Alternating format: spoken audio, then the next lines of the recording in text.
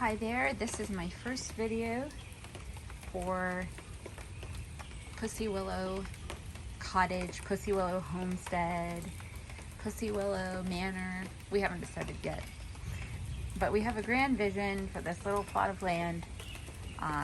We're using a combination of ideas from Dr. Ingram's Soil Food Web and Back to Eden gardening method to create what we hope will be a food forest and just a beautiful place to be.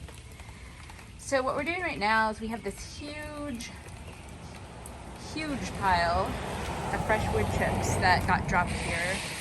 And I don't know if you can really see the scope of it on a video, but it's really big. We also have some pallets. We've already cleared out. We had another pile here, it was slightly smaller, that we got from the city greenway site. So it was already partially composted wood chips. But this is fresh wood chips, which is what is recommended as the ideal ground cover in the Back to Eden gardening method. And so we're just putting down cardboard. We have this store next to us, like this complex of stores, and they have boxes all the time back there. So we just go a couple times a week and grab boxes until we have enough. And so we're doing this mostly in the back, but we're also creating some beds in the front. And we know that it's a kind of an investment in time for next year's gardening. We have some things planted. So here's our little shade garden we've started. And these are all ornamental plants, hostas and coral bells and some moss.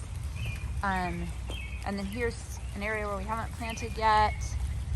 This is a Honeycrisp apple tree. We know that, like, putting down the cardboard and the wood chips, like, we may not get a great deal of food this year, but we know next year we'll be able to plant anywhere that we put down cardboard and wood chips.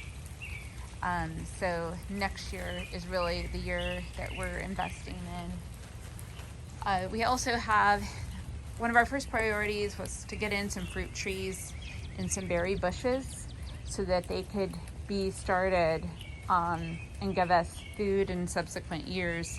So this is an Arkansas black apple tree. This is a Chicago hardy fig. I believe that's what kind it is.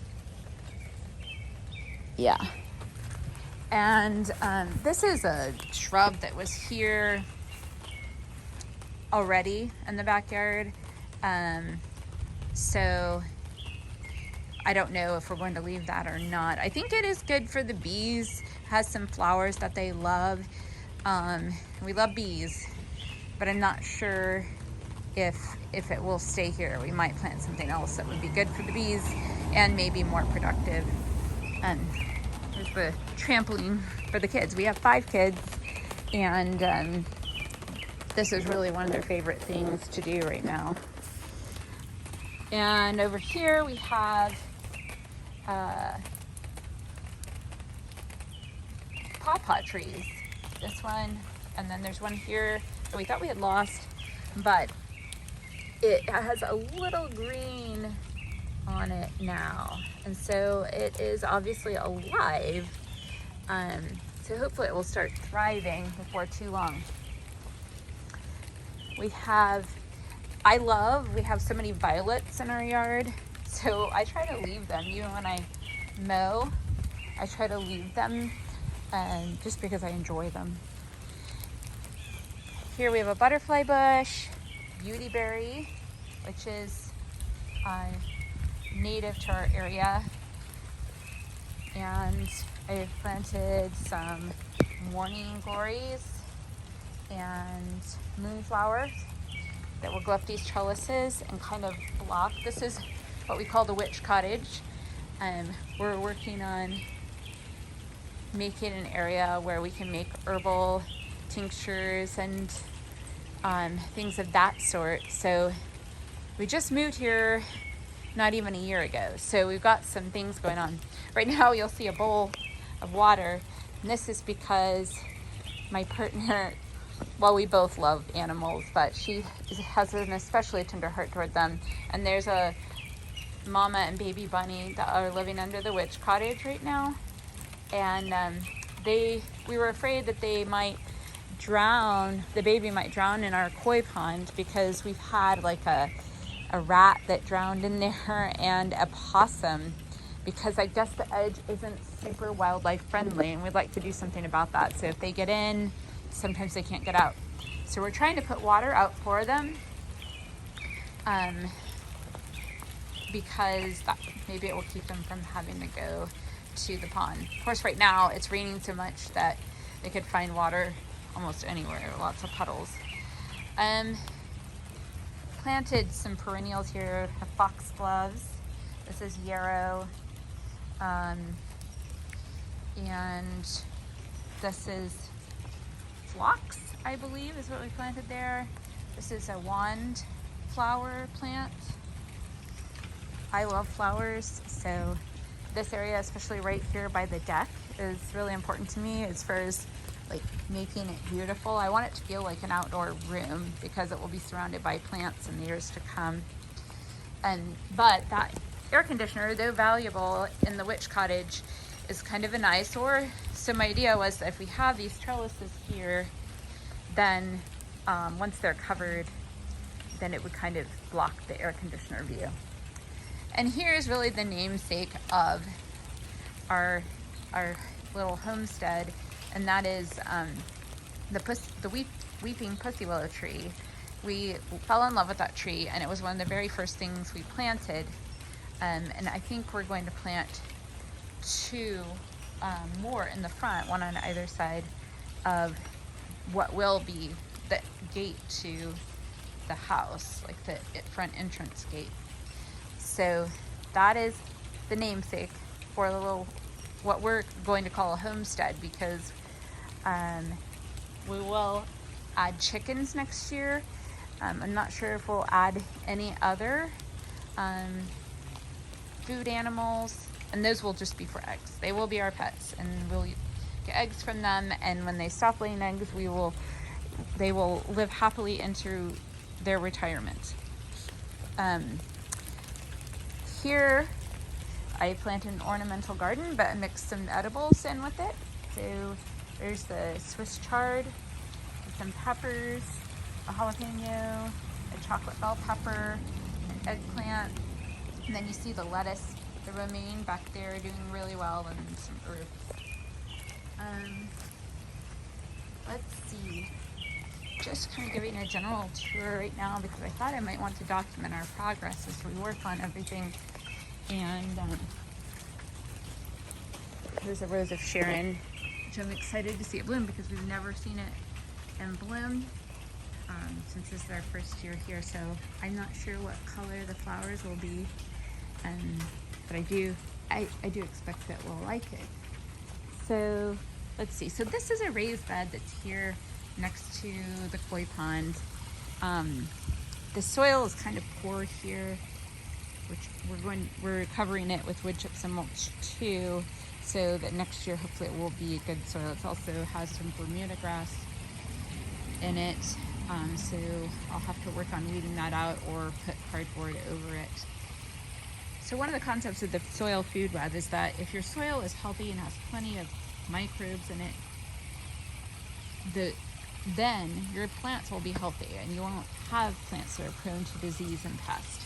And so I am hopeful that that philosophy will work. So as we're building our soil, one of the ways we're doing that is spraying compost tea all over everything about once a week right now. Earthworm casting compost tea. Here you can see the fish. It's been raining so much that there are actually 3 of them. One of them is black and a little bit more challenging to see through the water unless you can see the surface, but you can see the orange and yellow one. There's some water plants growing here. The water is so high because of all the rain. I transplanted some hostas over here. We had beautiful bulbs that my 8-year-old and I planted last fall. And boy, they really came up this year and did well. Daffodils and hyacinths and some tulips. So the plan is this fall to plant more bulbs, a lot more bulbs, because we enjoy them so much in the spring. Here we have some tomato plants. We're experimenting with this method of planting where you put in a bucket, or in our case we put in some used nursery pots, and they have holes in them, and then you put compost or something inside. We put alpaca poop inside the pots, and then you water directly to the roots through the pots. So we have about 4 tomato plants in each circle, and then you just surround it with wire as the support for the tomatoes instead of using cages. I saw this method on YouTube, I think was where I initially saw it, and so we're going to give it a whirl. So I was talking about, we planted berries bushes this year, so we have a couple of blackberry bushes here. These are the Osage blackberries. One of them even has some flowers on it. Here I've started getting the pallets back here for a 3-bin composter that I'm building, and there was some ornamental grass growing there, and I took some of it out because we can transplant that somewhere else. And so I'm going to hopefully finish this composting done this week. Shouldn't be difficult to do. I just need to get the rest of the pallets around here. And I can talk more about how that works and how the build goes later on. Here we have some Carolina jessamine that we just planted, and 3 raspberry bushes. So we'll see how these do. These were an Aldi buy. They had them for $5.99 a piece, and seemed like they were worth a try. So we'll see what happens. Here I have some boxes laid out because the tape comes off of them much easier if they're wet. So if I can lay the boxes out when I know it's going to rain, it works out pretty well. You want to take off plastic tape before you put them in the garden, or any other plastic that's on them.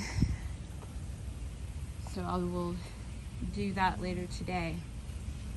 Here we have clematis that was already here when we moved, and it seems happy and has some really beautiful flowers.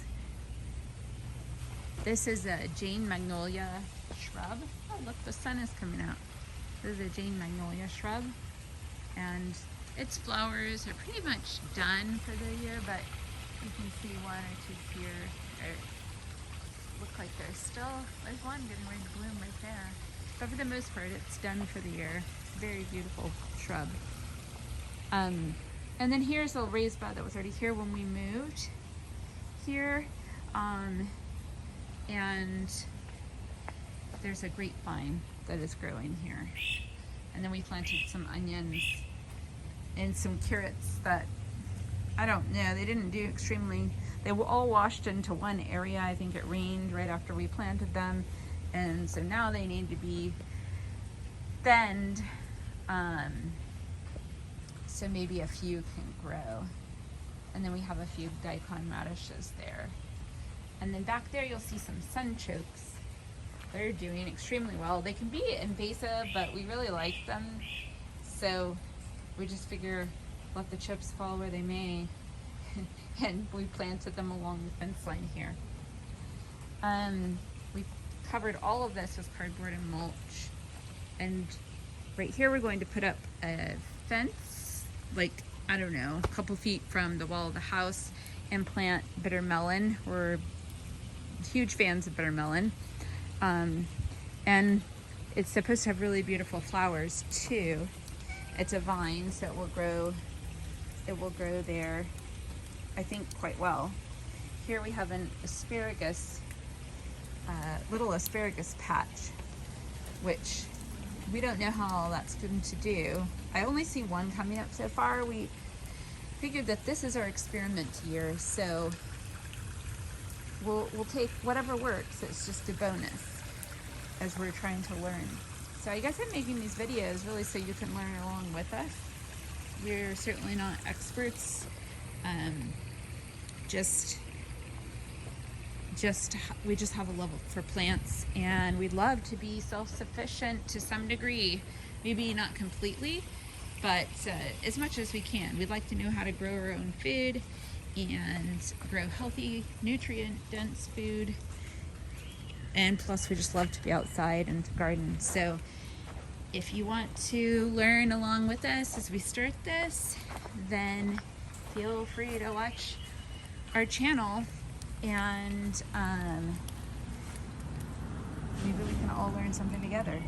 I'll do a tour of the front yard soon, because we're working on those beds as well and plan to do a mix of edibles and ornamental plants there. Oh, one last thing. So Nadia planted comfrey all along the witch cottage and the utility shed, and it's the sterile kind, so it shouldn't be super invasive, but we're super excited about it because it's a nitrogen fixer, and so it helps the soil, and you can use it as a living mulch, like you chop it and drop it, as they say, and it's really good for the soil. So anyway, I guess that's it for now. I will make another video soon. Thanks.